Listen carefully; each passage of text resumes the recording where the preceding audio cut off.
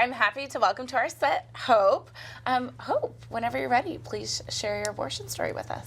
Yeah, I was actually thinking while you were sharing your story, Renee, that there are so many kind of similarities and overlaps.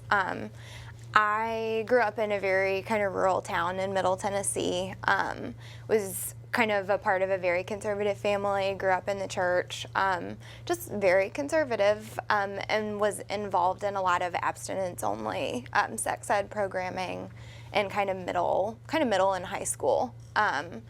And when I was 19, I had been dating my kind of high school sweetheart boyfriend, and we never used any kind of protection because in this abstinence-only course, we were taught that condoms were ineffective and that, you know, birth control was bad for you and kind of all these things. And so, of course, we ended up with an unplanned pregnancy. I remember that my mom was with me when I took the pregnancy test. She was kind of always there, and we both kind of knew immediately. You know, it was my freshman year of college, and I was home for Christmas break, and this was just not something that I was ready for at all, and kind of not in a relationship that was ready for this kind of step either. So I called my Planned Parenthood that I was fortunate was only an hour away. And it was before Tennessee passed the 48-hour waiting law and all these kind of restrictions. So I was able to get in for a, same-day appointment for an in-clinic procedure. I remember being pretty nervous about the procedure just because, abortion is such a hot topic and it's so scary, particularly for the in-clinic, I think. But it was a very just an all-around supportive environment in the clinic. I also remember the very kind nurse holding my hand in the room. And I think I left that experience feeling a lot of guilt that it wasn't this traumatic thing. There's all these ideas that we have about abortion, and I felt really guilty that it wasn't that bad. It was a totally normal, very common healthcare decision to make that's very safe and, very effective.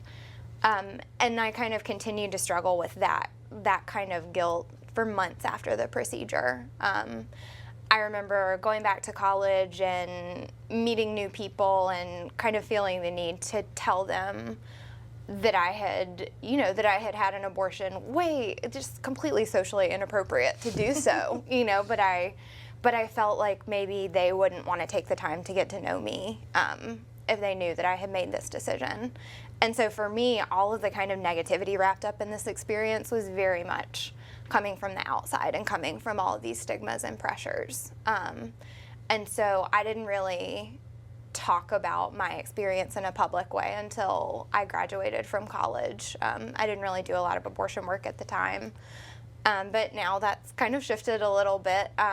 I was lucky to start working for a repro rights nonprofit here in DC for a couple of years. And actually now I've moved back to Nashville and I'm working at that same Planned Parenthood clinic that I was able to access services at 6 years ago and kind of supporting women through the whole process. And it's been amazing, and it's driven my life, and it's been the best decision I ever made. I'm happily married now, and my husband and I are talking about starting our family. And I just know that none of that would have been possible if I hadn't been able to access that care my freshman year of college. Wow, your story comes full circle. That's really amazing. Yeah. And I really identify with, you talking about feeling guilty for not feeling guilty, because I definitely felt that quite a bit, and I hear that from a lot of people who've had abortions. So. And you're lobbying here in D.C. a little bit later.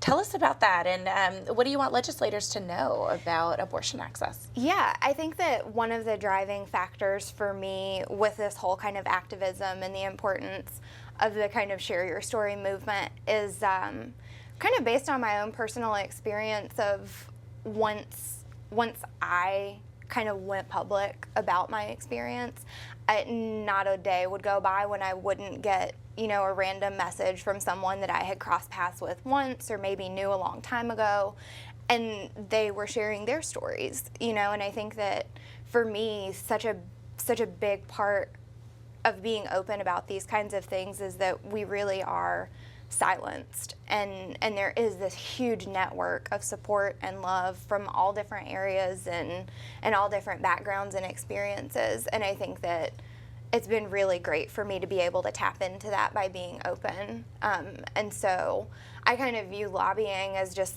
you know, just the next step in that openness, and continuing to have more and more conversations and continuing to just build that network, because it exists and it's already there, and we just have to reinforce it. Absolutely, absolutely. Thank you so much for all of the amazing work that you do, Hope. Thank you.